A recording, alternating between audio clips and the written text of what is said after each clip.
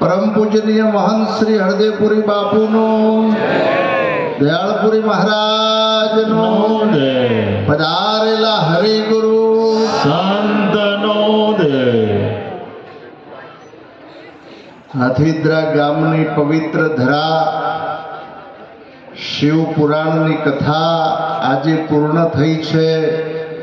महारुद्र यज्ञमां पण आज एवो एक महान यज्ञ विस्तार में थयो छे अने समग्र उत्तर गुजरात मांथी पधारेला पूजनीय संतो परम पूजनीय परथिरामजी बापू अने पधारेला सर्वे संतों ने कोटि कोटि वंदन करूं छुं।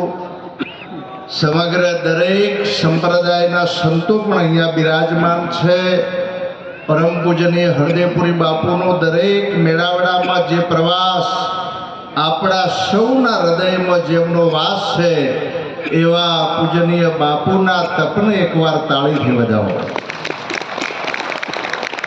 એટલી બધી સ્થિતભગ્ન અવસ્થા બાપુની મેં વર્ષોથી જોઈ છે। ઘણા બધા સંત મેળાવડામાં એમનું જે મિલન અને જે કઈ એમની બોલવાની જે કઈ પદ્ધતિ છે દરેક કાર્યક્રમમાં કંઈક નવીન મુદ્દો આપણાને જાણવા મળે એવા પરમ પૂજનીય હરદેપુરી બાપુની વાણી એનો જે પ્રભાવ અને એમનો જે કઈ પ્રેમના વશ થઈ આજે મહાપુરુષો જે પધાર્યા છે સર્વે મહાપુરુષો અહીંયા આજે કઈ વર્તમાનના જે કઈ મહર્ષિઓ ગણાય પોતપોતાના વિસ્તારમાં આ પૂજનીય સંતો જે પ્રવાસ કરી અને ખરેખર આ જ્ઞાનની જ્યોતને ખરેખર આગળ વધારી રહ્યા છે એ મહાપુરુષોને પણ આપણે કોટી કોટી વંદન કરીએ।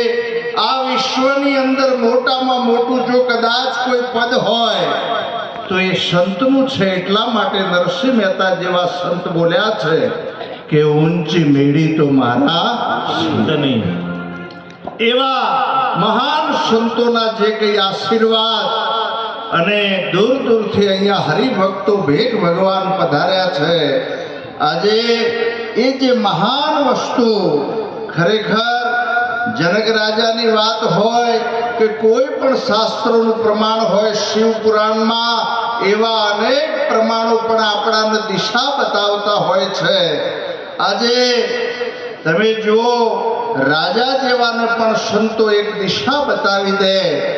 જ્યારે જનક રાજાને પોતે જ્યારે સ્વપ્નમાં આમ ખરેખર પોતે ભિખારી બની ગયા અને સવારે 4 વાગે જ્યારે ઓખ ખોલી અને જોયું તો ચંબર ઢોળાઈ રહ્યા છે અને પ્રશ્ન થયો કે 1 સેકન્ડ પહેલા હું ભિખારી હતો ને હાલ રાજા છું તો આ બંનેમાંથી સત્ય શું છે? આજે વેદોના જાણકાર પંડિતોને પણ બોલાયા પણ ઘણી બધી બાબતો 52 હોય છે।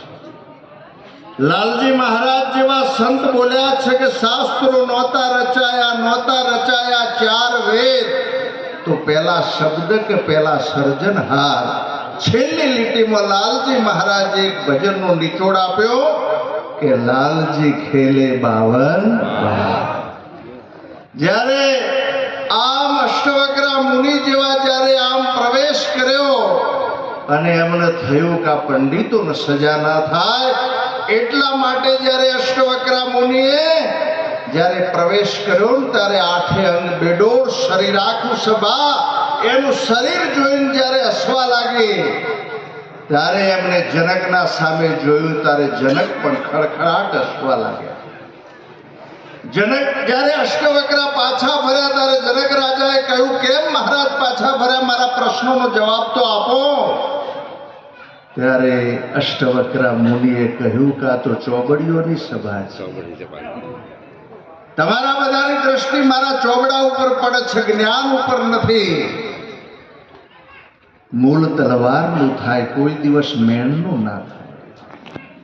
અને જનકની સભામાં સાહેબ સંત જ બોલી શકે કે હું એવું સમજતો હતો કે આ જ્ઞાનીઓની સભા છે પણ તારી સભા પણ મૂર્ખી છે તમે મૂર્ખાના સરદાર છો।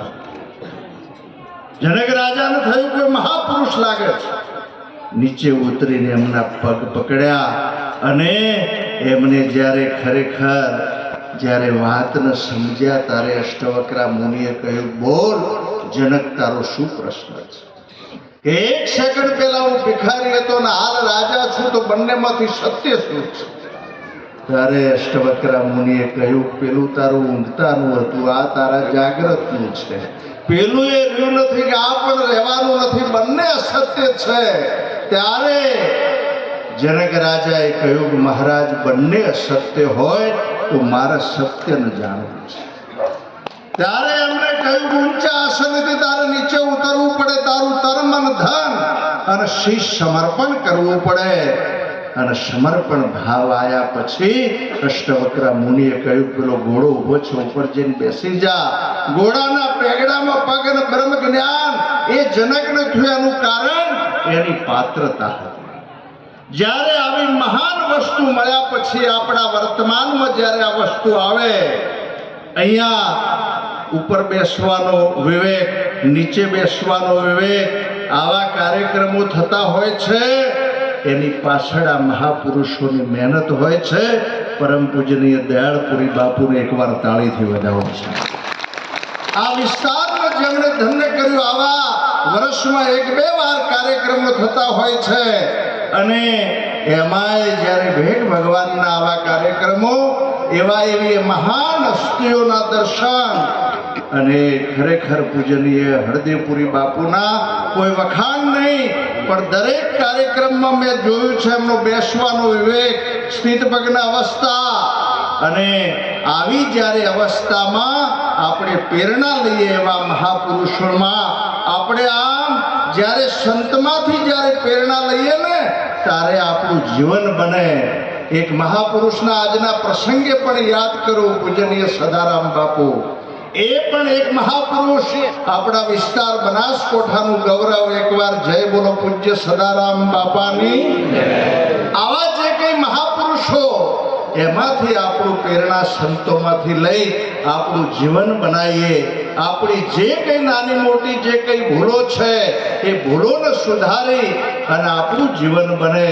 પૂજનીય અહીંયા સમ્રાટ મહાન જ્ઞાની સંતો બિરાજમાન છે. બધા સંતોના ચરણોમાં વંદન કરી વિરમું છું. જય ગુરુ.